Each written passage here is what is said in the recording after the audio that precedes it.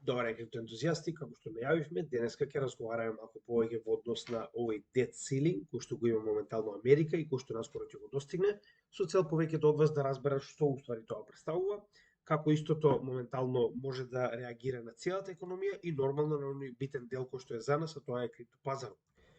Ќе се обидиме да упростиме колку што можеме повеќе оваа материја, затоа што е доста екстензивна и доста сложена, но битно е дел кој што мораме да го забележиме, посебно во однос на оваа цела ситуација, е да образложиме што истата значи, како истата функционира и нормално каде сето тоа може да доведе. Со тоа што мораме да напоменеме уште еднаш дека долгот кој што моментално го има Америка, порано или подоцна ќе ја доведе до банкрот на еден или на друг начин, да се разбереме.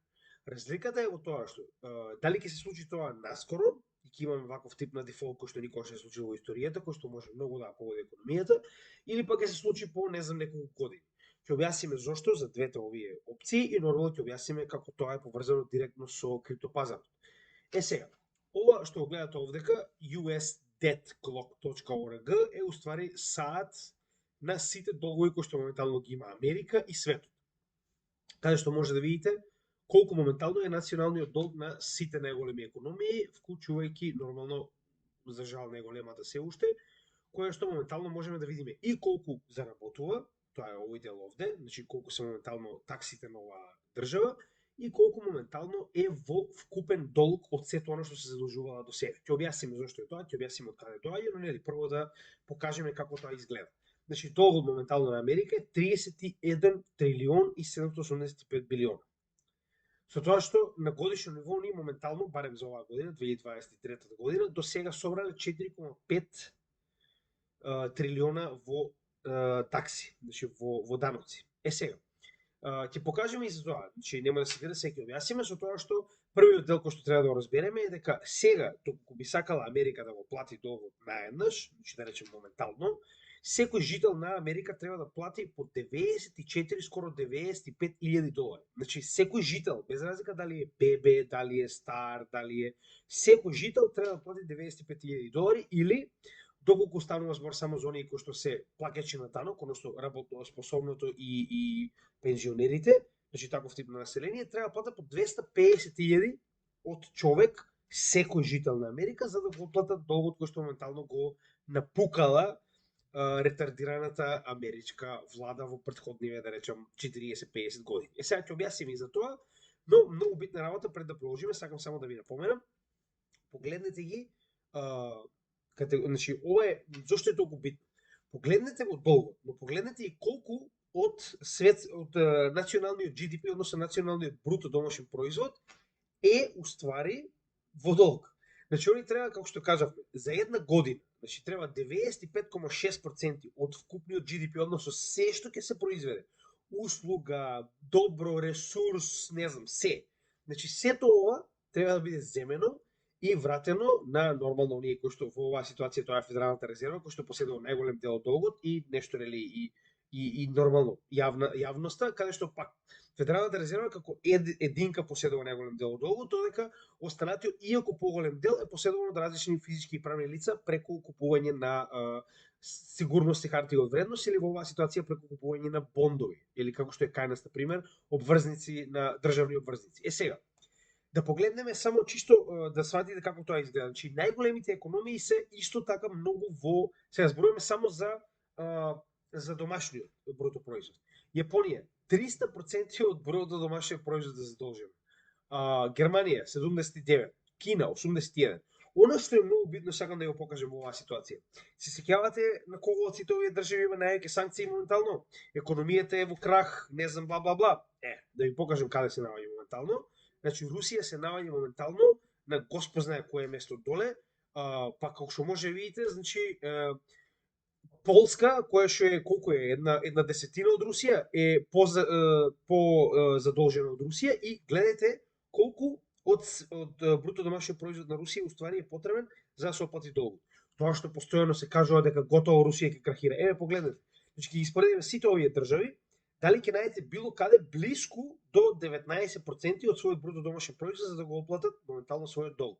Затоа тоа е уште една битна причина. Не е толку битно оно што кажувам за Русија, колку што е битно туку дека оно што ви окажуваат на вестите не треба да верувате. Се разбираме? Значи, ако Русија е најзадолжена, што да кажеме за останативе. Така, а според оно што случува моментално на вестите, оно што слушате, значи изгледа дека Русија е, не знам, на работна комплетна катастрофа, нема никој да ја спаси, тоа е тоа, економијата е за никаде, не знам.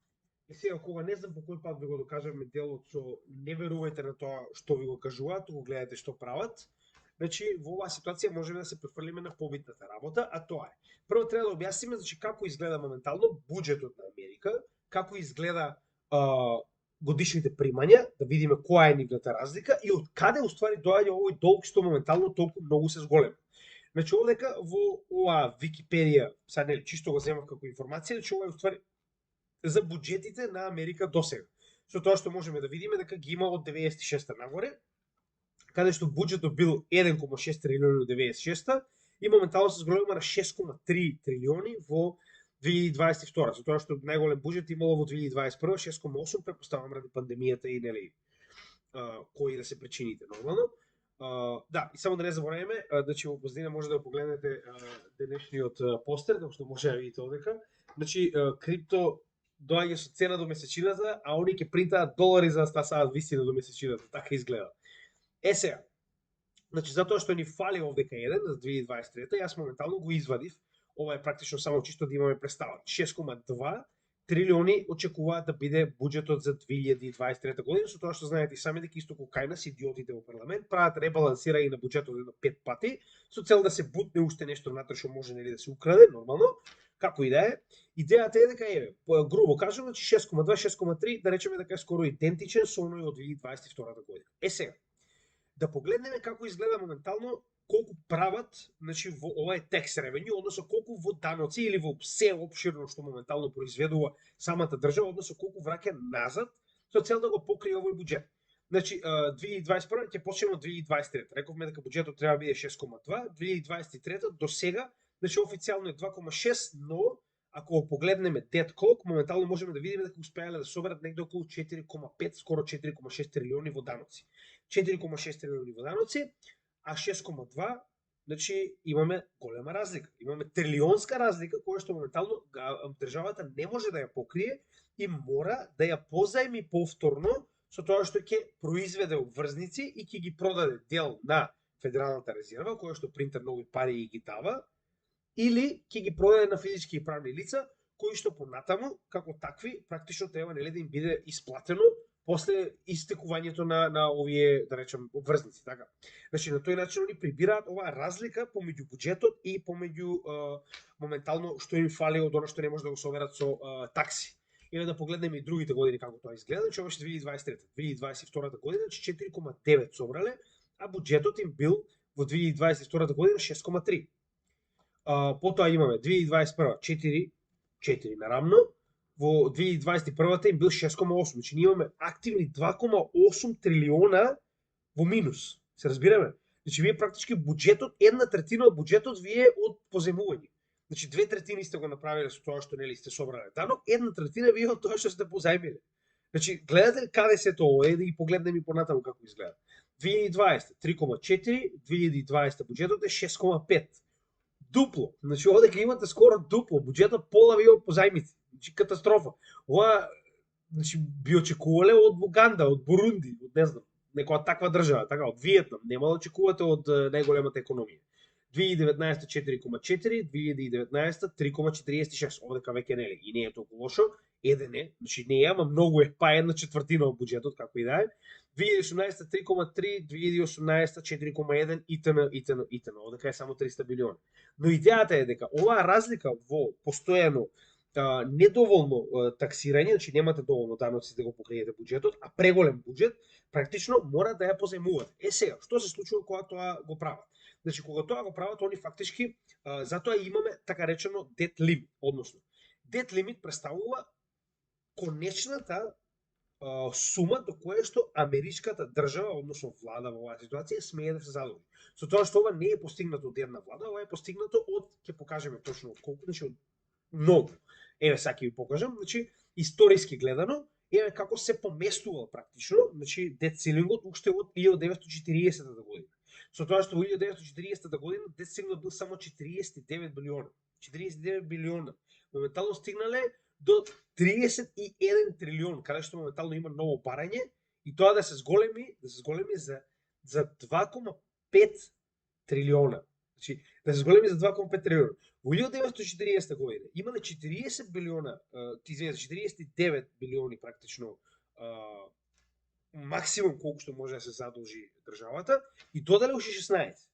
Ова е ништо, така че ситен, како да кажам, ситен кеш моментално за тоа колку е задолжена Америка, се разбираме. Сега ова е многу битно, мора да разберете колку е задолжена Америка за да разберете колку е ова битно кога ќе дојде ситуацијата за колку е интересно што Америка го плаќа, што е, значи, како да кажам, смешно, значи поголема лихва у живот не сум видел, како и да е. Значи, гледайте се, како се движело натаму, така почнувал овој debt ceiling да расте, со оглед на фактот дека самата економија на Америка е базирана на долг. Односно, постојано самиот буџет на Америка е се поголем и поголем и поголем, а нормално никогаш соодветно не успеваат да водат со такси, односно со даноци. И сега нормално имало и години кај што се намалувал, но тоа не го менува фактот дека генерално, гледајте, значи колку само се зголемува апаратот. Така, значи дури имаше овде и бројка од колку пати до сега, значи и тоа за нив веќе е регуларна процедура, ништо ново, значи ова е комплетно нормална ствар, ништо што е до сега невидено, се разбираме. Сега само да го видиме тој дел. Значи, зборуваме за десетици пати, само да видим точно колку беше. Само момент. Моментално. Значи, 90 барања за промена практично има, со тоа што некои се и во минус, но поголемиот да се во плюс нормално, со тоа што само 14 од нив се од 2001 до 2016 година, може да замислите. Само 14, значи, од нив, од овие 90 се во 2001 до 2016 година, зборуваме уште од 1940 па нагоре, нели кога почнеме со оваа листа. Сега, имало неколку кризи, кои што е битно, затоа што сега се наоѓаме во таква криза, значи 95-та, 2011-та, 2013-та и 2023-та. Каде што едноставно двете страни се на некој начин уценуваат едни со други, за да дозволат ваков тип на зголемување на debt ceiling, односно на онаа горна граница до која што може да се задолжува американската држава. Што е проблемот? Значи, автоматски, ако не се зголеми овој долг и ако дојде до ситуација каде што државата не може да произведе нови обврзници, да ги продаде за да придобие повеќе пари за да може да си ги плати основните обврски. Основните обврски прво и најбитно да си ги плати оние кои што позајмиле. Така, значи ако вие сте имале обврзница која што дошла моментално од американската влада, значи кога ќе истече да речеме една година или 2 години, колку и да ви е обврзницата, треба да ви биде исплатена и вие си барате да ви биде исплатена. Со тоа што ако Америка остане без да може понатаму да се задолжува, автоматски, како што моментално имаме вест од Дженет Јелен, до 1 јуни Америка нема да може да ги исплати своите достасани обврски. Тоа е, нели, првата кон своите доверители, затоа што вие практично имате доверители, тоа се луѓе кои што вас ви дале, нели, дел од својот капитал во замена за вашата, нели, хартија од вредност.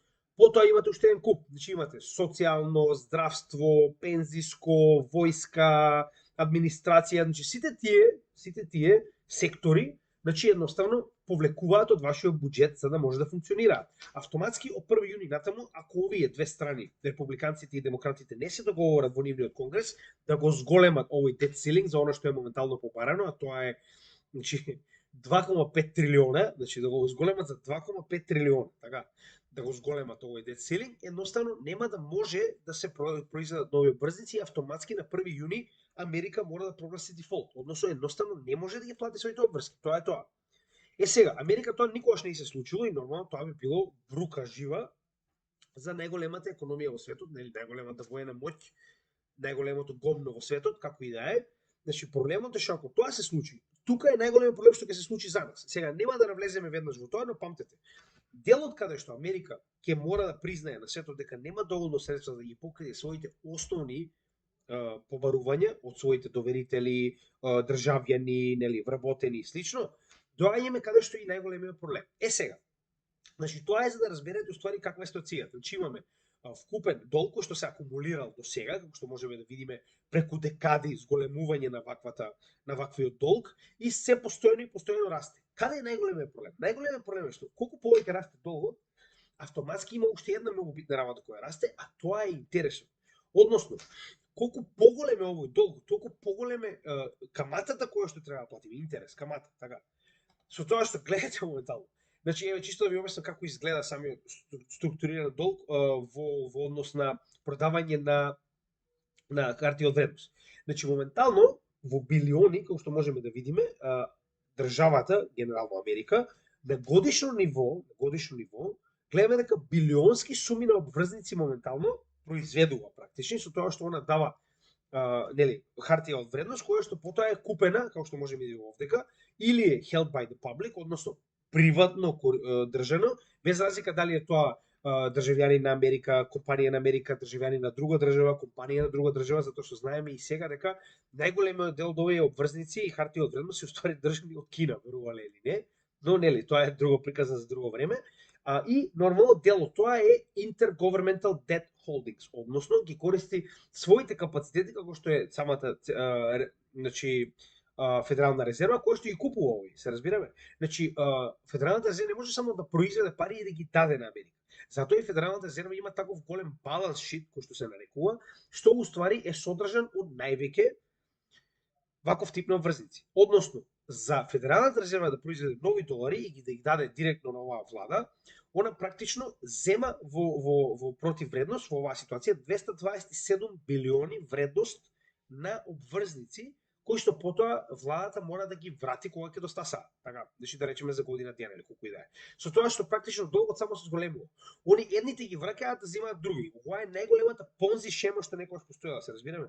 Они само го зголемуваат количината на долг која што може да имаат, со цел да може да отплатат тоа што го земале и да земат нови. Се разбираме? Значи, во оваа ситуација вие само на некој начин тоа е она понзи шема, ако нели ви е јасно. Што се случува? Вие фактички зимате од еден човек пари, така, и му викате ќе ви дадам на пример за месец ден на дупло, така. И сега вие треба да земете од друг човек пари за да ги вратите овие дупло на првиот човек, така. И сета оваа шема продолжува. Вие практично колку повеќе луѓе добивате, толку повеќе само враќате назад на оние кои што веќе вложиле, со цел, нели, да соберете нова сума за да може повторно да вратите на оние нови кои што ќе внесат. И на тој начин практички вие продолжувате се додека конечно не експлодира тоа и не се случи да луѓето едноставно се ги побараат сите пари наеднаш и вие да немате доволно, затоа што вие немате пари. Вие само ги враќате од еден на друг од оно што сте го позајмиле следно. Иста ситуација и со Америка. Америка веќе нема пари. Значи, ова што моментално се случува е само позајмување за да може да позајми уште повеќе. Значи, они позајмиле од вас моментално, но за вас да ви вратат ќе мора да позајмат од некој друг, од Федералната резерва, нели, или од други физички и правни лица. Со тоа што гледате на годишно ниво, гледате колку ова е во билионски суми. Значи, во 2021 година 392 билиона купени обврзници од страна на јавните, значи зборуваме физички и правни лица, и 183 купени од Федералната резерва. Итн. Е сега, каде е најголемиот проблем? Много најголемиот проблем. Колку повеќе се задолжувате, толку повеќе расте интересот кој што треба да го платите на годишно ниво. Значи, моментално Америка, гледате, овдека пак на некој начин и постепено се зголемува. Ова се билиони, 360, 380, 400, овдека веќе 500 билиона, така. Моментално, после ваквото енормно принтање на пари, задолжување и слично, значи Америка за само, гледате, од 2020 година, значи за само 3 години, од 2020 година стигнало 516 дупло. Скоро 1 трилион годишно Америка плаќа интерес, плаќа камата. Значи, ваква лихварска ствар во живот не сум видел. Вие имате буџет кој што треба да ви биде 6,2 трилиона, но од овие 6,2 трилиона вие треба да одвоите 1/6 само за да покриете колку моментално ви е интересот на годишно ниво. Се разбираме? Гледате ли зошто ова неодржливо? Че ова е тоа што на долг рок е неодржливо. Едноставно доаѓа момент каде што вие интересот ќе ви биде поголем од буџетот, се разбираме? Како ќе продолжите понатаму да се задолжувате, така? Значи тоа е најголемиот проблем, што ваквиот интерес, ваквата камата која што моментално се акумулира, станува толку енормно голема, значи кажете за 3 години се дуплирала. Така, значи веќе ви е 1/6 од буџетот, значи ова не да не е одржливо, ова е и затоа јас верувам дека моментално они толку неофицијално и нормално нејавно се стремат кон CBDC, каде што ќе можат на некој начин ова може би да си го избришат нормално, со оглед на фактот дека вие ги поседувате парите директно, нели, и може да си принтате и произведувате и бришете кога сакате и колку сакате. Но нема да навлегуваме во тоа моментално. Значи, слободно погледнете, ова е, значи тоа е нивна страна, нели, како што може видите, Economic Research, ова е официјално нивна Сент Луи федерална банка, каде што официјално може да видите колку моментално че ова е смешно. Така, сега, уште еднаш ќе напоменам. Значи, имате краткорочна опасност, која што сега моментално ќе зборуваме, која што е директно поврзана со криптопазарот, и долгорочна, која што ствари е ова. Значи, вие имате толку смешна ситуација, каде што оваа ситуација, значи, они чекаат Русија да банкротира, они чекаат санкциите во Русија да ја уништат економијата. А они плаќаат на годишно ниво 1/6 од сопствениот буџет само за камати за долгот кој што моментално го имаат набравено. Значи, како да ви кажам, жално. Како и да е, ваквите успешни економисти сега ви викаат, не, сега ќе ни дајете ние CBDC да направиме и се ќе биде супер. Пошто гледате колку добро ја средила економијата, најголемата, значи, држава во светот. И сега, каде е најголемиот проблем? Значи, за да објасниме каде е најголемиот проблем тука, прво треба да објасниме што уствари представува бонд кредит рейтинг. Значи, моментално постојат компании, Fitch Ratings, Moody's and Standard & Poor's, како и да е. Ова Poor's е доста лошо избрано име за ваков тип на компанија, но како и да е. Поентата што е? Овие компании имаат за цел, во однос на тоа каков тип на компанија сте, или банка, или што и да е институција, и во однос на тоа колку сте си го одржувале до сега зборот за она што сте го земале како кредит да го вратите, или она што сте го земале како позајмица да го вратите, според тоа добивате соодветен рейтинг кој што моментално е поставен, оние кои што работеле и знаат нешто за банки, знаат тоа. Значи ова е моментално и вас кој секој човек го има, во однос на тоа нели каков му бил, сега јас не знам дали го имам со тоа што немам земено ни еден денар од банка и никогаш нема да земам, тоа е со сигурност. Идејата е дека значи, вие практично во однос на тоа колку добро ги враќате вашите кредити, нели, без каснење, се на време, колку сте земале, колку сте задолжиле, имате соодветен кредитен рейтинг.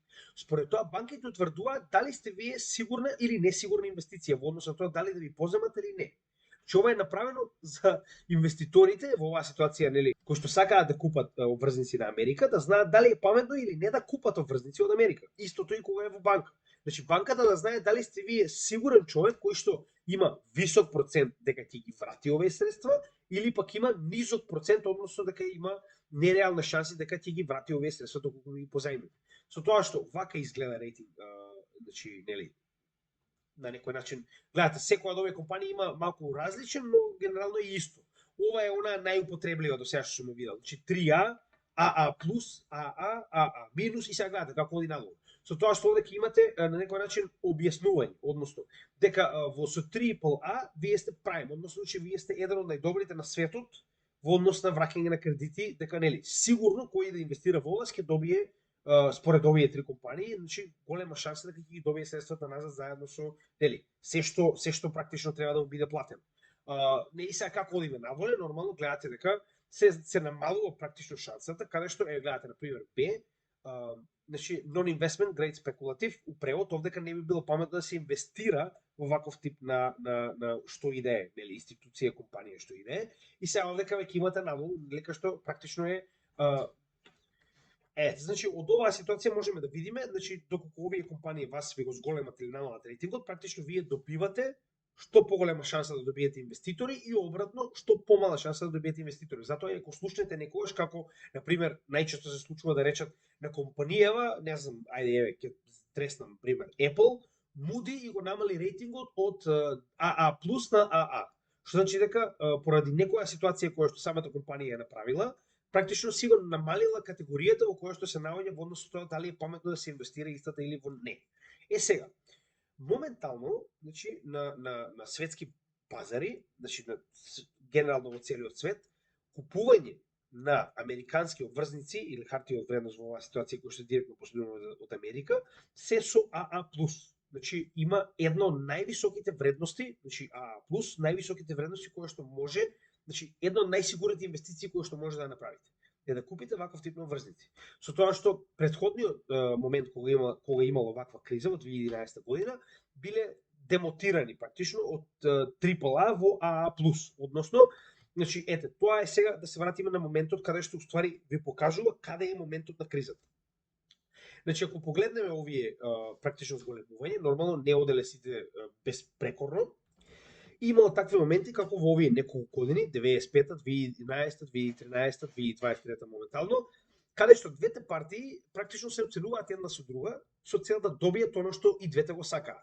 Нормално, онеја кој што е на власт сака да ја зголеми оваа граница со цел да може да го зголеми моментот на задолжување и својот буџет и да си ги исполни целите за кои што моментално сака да направи нешто. Така, обратно тоа, значи другата партија која што е опозиција, во оваа ситуација е Републиканската партија, бара од Демократската партија која што е на власт да направи огромни намалување на трошењето во буџетот. Сега проблемот што е? Значи, овие навирања, практично, еден со друг, се со цел да се направи пазар помеѓу двете партии, за и едната и другата да добие она што го сака. И тоа моментално што се случува, нивното пазарање, моментално се случува за затворени врати нормално, они ќе ви кажат некоја, не знам, лажна вест, они ќе се договорат помеѓу себе, не се секирайте. Поентата е дека ваквата неизвестност на пазарот може да направи голем проблем.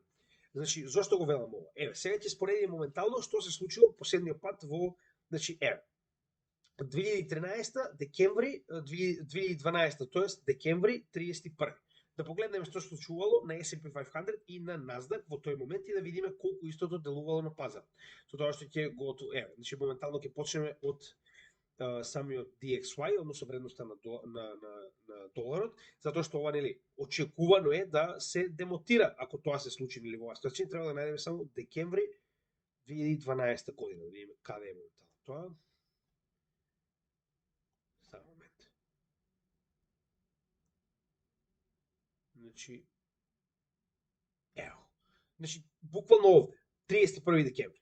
Во тој момент кога се случило ваквиот на некој начин момент на дефолт, каде што луѓето практично очекувале дека тоа ќе се случи, од тој момент натаму, значи DXY изгубил 1,5, 1,2, тоест прилика во следната недела, што значи дека имал негативно нормално влијание, затоа што значи зборуваме за потенцијално крахирање, значи ако не успеа да се договорат за децелинг, вие автоматски имате голем проблем. Ќе кажеме што е проблемот, само да погледнеме што се случувало на пазарите. Значи 31 декември 2012, само што да видиме каде се наоѓа тоа. Октомври, само ова би требало да биде. Ево. Значи тоа е практично 24, 31. Овде ќе имаме обратно движење, но ќе се намали на ден, чисто да видиме како изгледало. Значи, чисто да имаме поголема идеја што уствари се случувало во тој момент. Само ме интересира. Значи, рековме 31, 12. Добро. Еве, значи, имало мал пат на 31, но верувам дека ово што моментално го добиваме овдека, овој скок е поради тоа што успеале да се договорат.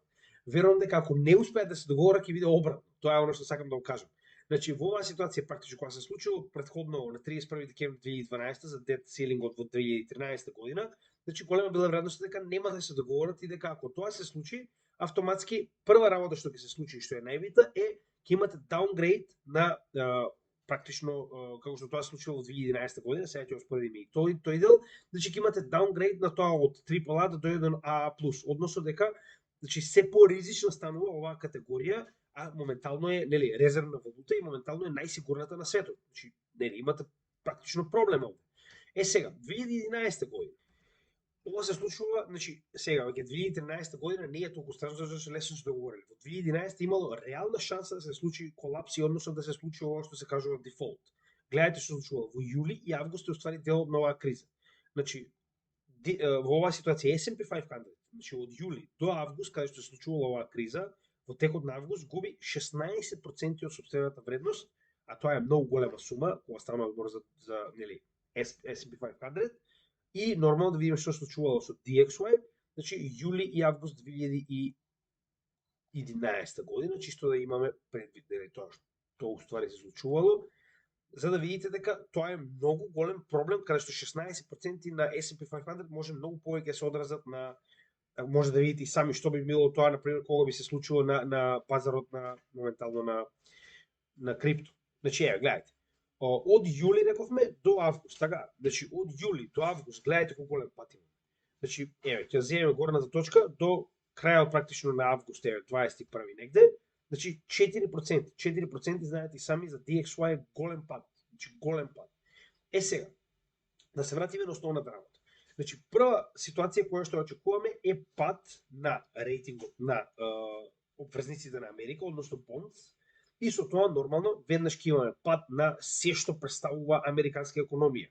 Значи S&P 500, Dow Jones, оваа ситуација ќе биде исто така и за DXY, пошто е нели индексот на самиот долар, затоа што луѓето губат доверба во ова како нели економија, како целата целина што представува Обединетите американски држави.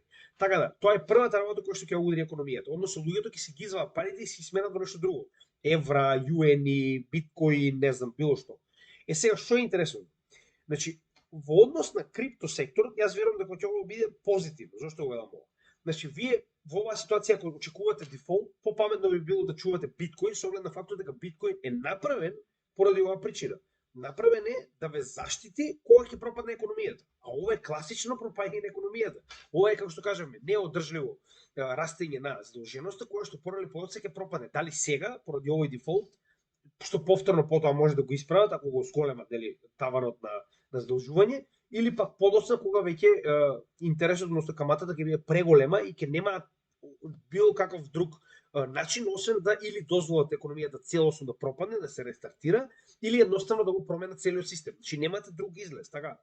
Сега, значи биткоин како тако, верувам дека ќе поентира дебело од целата оваа ситуација. Но оно што го забравяме постојано е дека кога ќе се случи ваков тип на даунгрейд и кога луѓето ќе почнат да бегаат од DXY, како нели доларна вредност, ќе почнат да бегаат уште од една многу битна категорија која што постојано забораваме дека е дел од криптопазарот, а тоа се стейблкоините.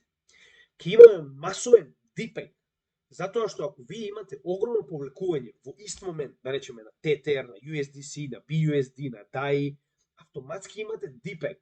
Кога имате дипек, ќе имате уште поголем проблем во криптосекторот, затоа што дипек уште поголема паника прави, се разбираме. Кога они едноставно го дампаат доларот за нешто друго, автоматски го оставиле, тоа е тоа. Но вредноста на доларот и понатаму останува да биде вредност на доларот, без разлика колку ќе падне. Но ако вие направите дипек на Tether USDT, автоматски вие веќе ја намалувате и основната вредност под онаа која што има долар. Се разбираме? Ако направиме дипек и моментално USDT вреди 80 центи, вие од озгора на тоа што самиот долар почнал да паѓа поради ваквиот дет дефолт, вие имате уште 20 центи помалку на секој долар што се го замениле покасно затоа што направиле дипек. Се разбираме? Поради ваквото панично продавање на се што представува долар. Затоа што моментално државата која што стои позади доларот направила дефолт и признала дека не може да си ги плати сопствените сметки. Ова пак ќе кажам не се случило, ова е моментално можност, не значи дека истото навистина ќе настапи, но мораме да го земеме во предвид. И уште еднаш ќе напоменам, самата криптосфера нема толку голем проблем со оглед на фактот дека крипто и секоја оваа криптовалута која што моментално ги гледаме овие топ 20 на пример, се направени буквално за оваа ситуација, направени се да ја заменат економијата, посебно ако искат да пропадне. Биткоин основната цел е да пропадне економијата. Значи тоа е единствениот начин каде што истиот може да дојде како алтернатива. Затоа што, како што разговаравме пред некој ден во видеото за злато, вие не може да испадете за златни плочки да купувате банани. Но ќе биде многу едноставно да купите со биткоин, се разбираме, затоа што е деллив, затоа што е многу лесен за трансакција и затоа што нема да биде прескапо практично да направите трансакции. Се разбираме?